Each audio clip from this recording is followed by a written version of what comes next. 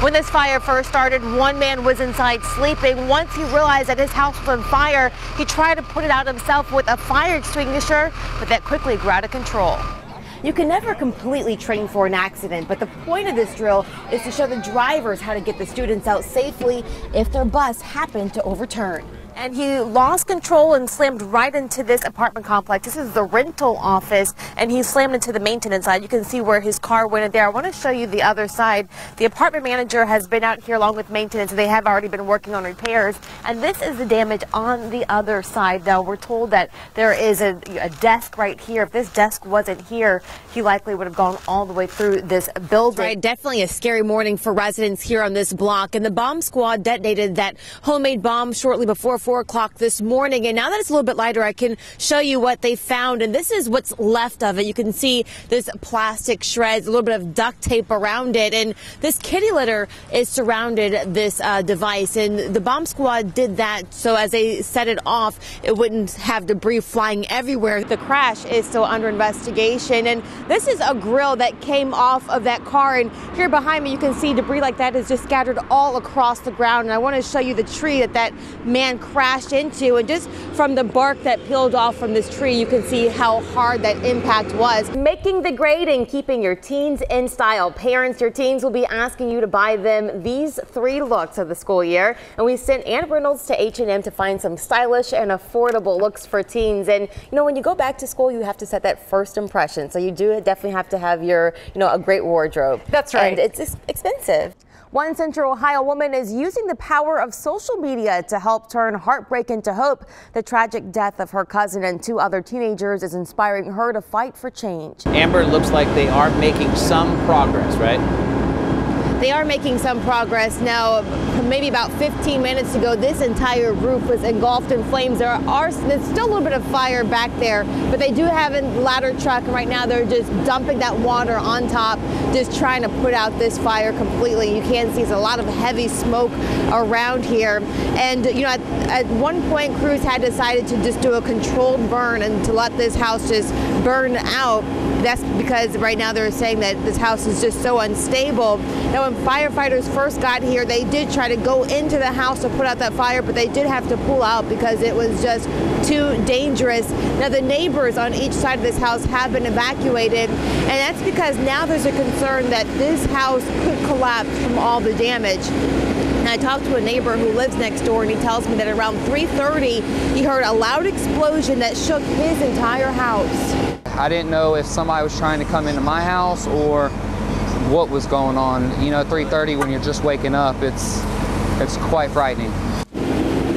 Now, when he came outside, that's when he saw that the complete side of this house was blown off. That's when he saw a fire in the basement, and that fire just quickly spread. And again, firefighters got here soon after. But we're told this house has been vacant for about 4 months now, and we're told that the utilities were still on. Now, the district chief says right now this fire does look suspicious.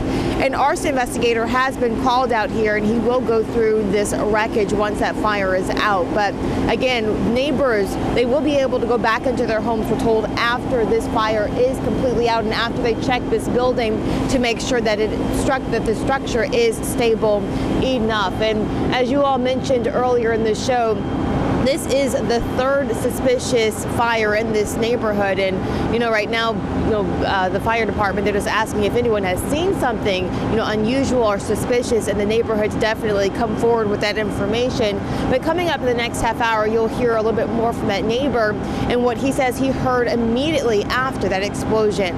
For now, reporting live in Dayton, Amber Watson, ABC 22 News. We're going to fight racism. We're going to fight racism.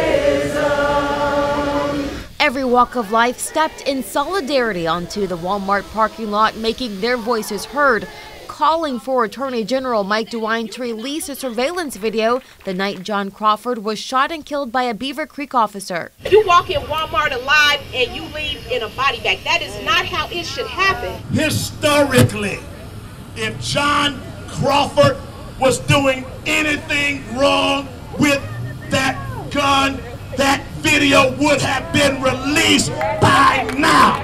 The protesters here today say this is not an anti-police rally and it's not blacks against whites, but they're fighting for justice and change. This isn't something that's an isolated incident just here in Beaver Creek. This is something that's happening not just in Ferguson, it's happening in LA, it's happening across the United States, disproportionately to black males. The protesters were encouraged that they had the power to bring change. So if we have an attorney general we can't trust to bring forth justice, he has no business being the Ohio Attorney General. Let's register to vote, and he needs to be voted out. Mary Morgan is an activist in her community. While she can't do a lot of marching, voting is a challenge she's up for. We have a lot of senior citizens who think this is not their problem, particularly if they are white.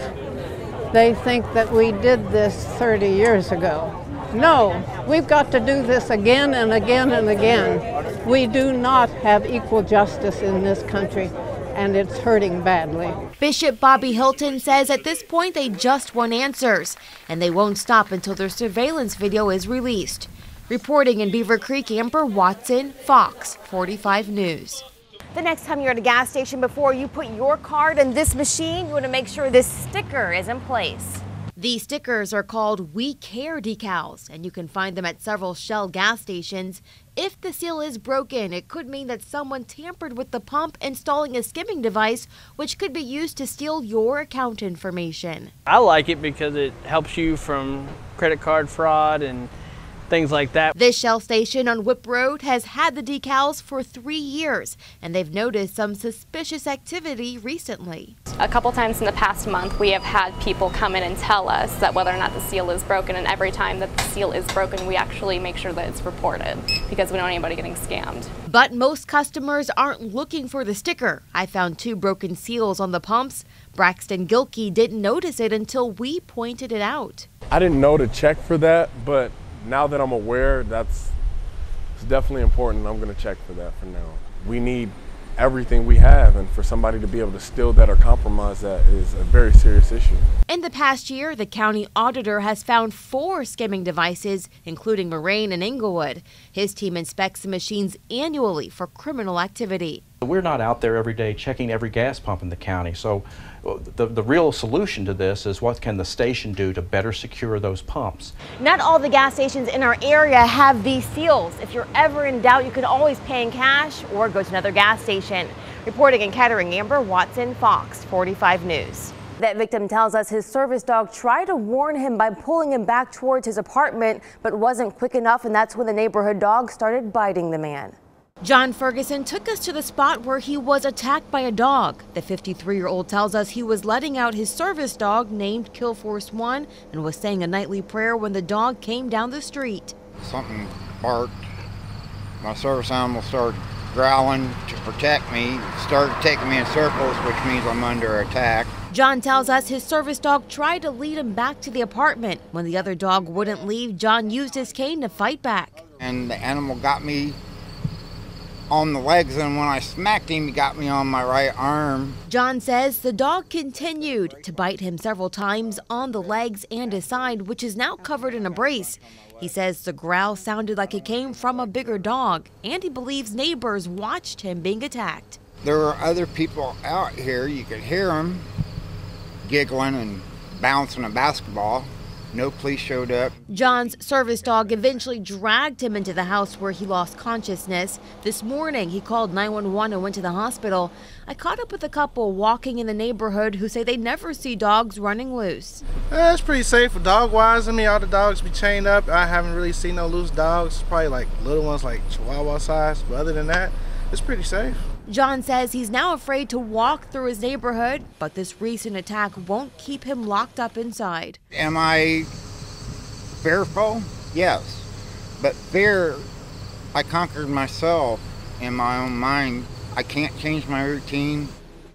And John tells us this is not the first time he's been bitten by a dog in the neighborhood. He is now planning to move. Dayton police are continuing to investigate this case. Reporting in the studio, Amber Watson, Fox 45 News.